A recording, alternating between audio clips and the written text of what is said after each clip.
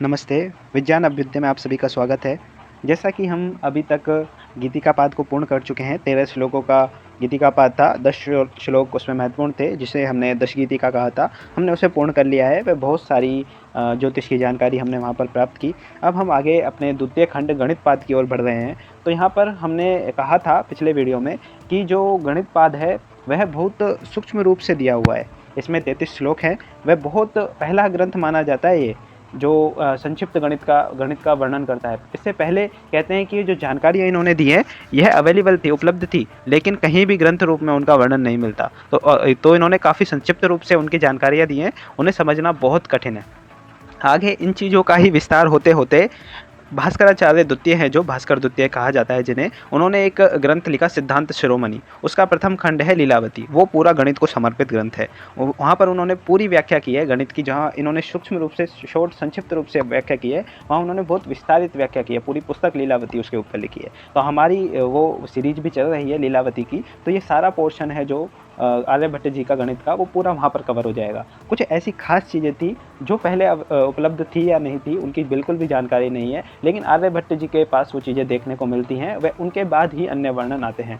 तो यहाँ पर हम आज इस वीडियो में पाई जिसको बोलते हैं, हालांकि पाई जो शब्द है या फिर पाई जो हम शो करते हैं पाई को, यह विदेशी है, ग्रीक जो लेटर्स होते हैं उनके शब्दों में है। आप हमेशा याद रखें, कहीं भी आप अपनी चीज़ों को, जो भारत की दी हुई चीज़ें, उन्हें सिग्मा पाई है ना, या फिर काई, ऐसे बहुत सारे साइन होते हैं, अल्फ़ा बीटा, इनसे कभी भी प्रदर्शित ना करें, क्योंकि जब हमने ये चीज़ें दी हैं तो हम उनके प्रतीक चिन्हों से इनको क्यों प्रदर्शित करें। तो यहाँ पर आज हम कोशिश करेंगे कि इस चीज़ को भी थोड़ा सा दूर किया जाए, इस चीज़ के ऊपर भी कार्य किया जाए भारत सरकार के द्वारा या हम सभी के द्वारा। तो यह एक सोच है जिसे हमें आगे बढ़ाना है। तो अगली बात हम करें गणित पाद की। तो गणित पाद में जैसा हमने बताया कि 33 श्लोक हमें मिलते हैं। तो प्रथम श्लोक वही मंगलाचरण का है, सभी ग्रहों की ब्रह्म की स्तुति करते हैं। वह बताते हैं कि यह पवित्र ज्ञान में कुसुमपुर में, या जिसको पाटलिपुत्र भी कहा जाता है, पाटलिपुत्र कहा जाता था, या ये इतिहास का पूरा विषय हो गया है ना। तो वो कुल मिलाकर यह पटना में स्थित था, जैसा कि हम शुरू में देख चुके हैं। तो यहाँ पर इन्होंने ये ज्ञान दिया, बहुत ज्योतिष का विज्ञान का केंद्र था।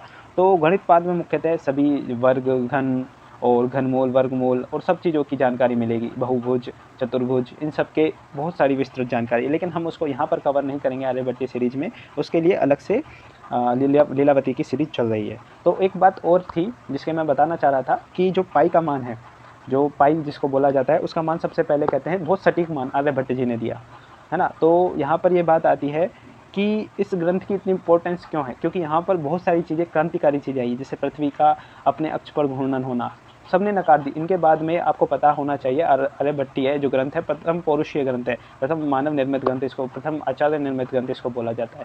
तो इसके बाद में जितने भी हुए, ब्रह्मगुप्त, ब्राह्मीर, भास्कराचार्य, जितने भी हुए, इन्होंने सबने इस बात का खंडन किया कि भाई पृथ्वी अपने अक्ष पर नहीं घूमती। लेकिन आज हम फिर ये मानने लगे कि पृथ्वी अपने अक्ष पर घूर्णन करती है। तो इस बात से आपको आर्यभट्ट जी की महानता थोड़ी सिद्ध होती होगी कि वो कितने महत्वपूर्ण हैं। जब हम इस सीरीज को शुरू कर रहे थे तब हमने पूछा था सभी से कि हम आर्यभट्टीय को शुरू करें सूर्य सिद्धांत को। तो लोगों को सूर्य सिद्धांत ज़्यादा नाम सुना हुआ था, तो उन सभी ने सूर्य सिद्धांत कहा। लेकिन आर्यभट्टीय शुरू करने का कारण यही रहा कि लोगों ने सूर्य सिद्धांत कहा। और ये एक छोटा ग्रंथ है, लेकिन इतना महत्वपूर्ण है कि सूर्य सिद्धांत की बहुत सारी गणनाएं सीधी यूँ ही उठाई ली गई हैं आर्यभट्टीय में से। तो आपने देखा होगा, जैसे हमने पिछले वीडियो में दिखाया, ब्रह्मस्फुट या फिर जो पंच सिद्धांत था, या फिर जितने भी आगे लिखे गए सूर्य सिद्धांत आदि, सभी में आर्यभट्टीय के मानों की सीधी सीधी कॉपी है। कई मान सीधे के सीधे दिए हुए हैं। तो उन्होंने ही जैसे ब्रह्मगुप्त है, उनका पूरा ग्रंथ ही आर्यभट्ट जी पे बेस है। तो यहाँ आप उनकी इंपॉर्टेंस समझ सकते हैं। तो अब यहाँ पर पाई की बात करेंगे। तो यहाँ पर आर्यभट्ट जी बताते हैं कि जो 62,832 उस व्रत की परिधि का आसन्न मान है नहीं, आस पास का मान है, बिल्कुल वास्तविक मान नहीं है। आसन्न मान कहने का मतलब भी यहाँ पर यही है कि इसको कोई एग्जैक्ट कैलकुलेट नहीं कर सकता। ये भी एक कोई विशाल सोच को दर्शाता है। किसी भी अन्य कोई भी नहीं बताता इस बात को कि आसन्न मान है, सब अपने मान को देकर और छुट्टी कर देते हैं। लेकिन आसन्न मान कहना एक बहुत बड़ी सोच को दर्शाता है, क्योंकि आज भी हम इसी बात पर अटके पड़े हैं कि पाई का असली मान क्या है, क्योंकि कहीं पर भी इसको गणना करना बहुत मुश्किल है। यही सोच आर्यभट्ट जी की थी। तो इन्होंने क्या कहा कि 62,832 है उस वृत्त की परिधि है जिसका व्यास कितना है, 20,000 है, जिसका व्यास 20,000 है। आपको पता होना चाहिए कि परिधि का सूत्र क्या होता है। तो परिधि को जैसे हम आज की भाषा में आपको बताऊं तो 2πr कहते हैं। तो 2πr, तो 2r का मतलब यानी r का दुगना क्या होता है, व्यास होता है। तो व्यास होता है और व्यास गुना जो भी एक नियतांक होता है, आप परिधि में व्यास का भाग देंगे तो हर वृत्त का एक निश्चित मान आएगा, उसको नियतांक बोलते हैं, उसी को पाई बोलते हैं। हर परिधि का, हर वृत्त की परिधि में उसके व्यास का भाग देने पे एक नियत मान आता है, उसी को हम पाई बोलते हैं। तो आज हम इस वीडियो में उसको आर्यभट्ट बोल के चलेंगे। जब तक कोई विद्वान इसका एक कोई सटीक नाम नहीं देता, हम इसको आर्यभट्ट या भट्ट या आर्य कुछ भी बोल सकते हैं, हम पाई की जगह आर्यभट्ट शब्द का इस्तेमाल करेंगे। तो क्या हमने निष्कर्ष निकाला, परिधि में यदि व्यास का भाग दिया जाए, परिधि में वृत्त की परिधि में वृत्त के व्यास का भाग दिया जाए तो एक नियतांक आता है, एक निश्चित संख्या आती है, आर्यभट्ट आती है, एक निश्चित संख्या आती है जिसे हमने आर्यभट्ट कहा। तो इनके अनुसार कितना आया ये मान, हम इसको कैलकुलेटर से कैलकुलेट करेंगे। तो यहाँ पर ये मान 62,832 में हम भाग देंगे उसके व्यास का। तो व्यास उन्होंने कितना बताया, 20,000 का। तो ये मान आया 3.1416। अब यहाँ पर एक मज़ेदार बात बताने वाली ये है कि आज के ज़्यादातर लोग क्या मानते हैं, पाई का मान कितना मानते हैं, 22/7 मानते हैं, पाई बराबर 22/7। तो आप इस चीज़ को सोचिए कि पाई बराबर वो 22/7 मान के कैलकुलेशंस करते हैं। अब हम इसकी गणना करते हैं कितना आता है।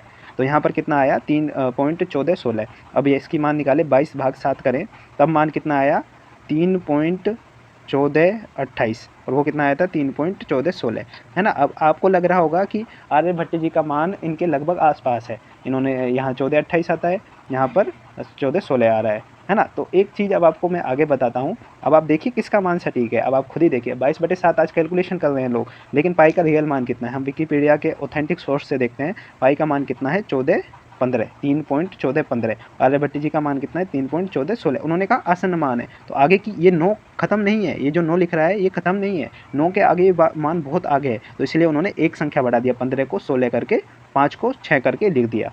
इसको सार्थक अंक आदि में पढ़ते हैं, तो इस तरीके से उन्होंने बढ़ा के इसको लिख दिया। तो उनके मान की आप सटीकता देखिए आज के विज्ञान के अनुसार। जबकि क्या मानते हैं आजकल लोग, गणित के छात्र आदि 22/7 मानते हैं इस पाई का मान। तो उससे आर्यभट्ट जी का मान बहुत अधिक शुद्ध है।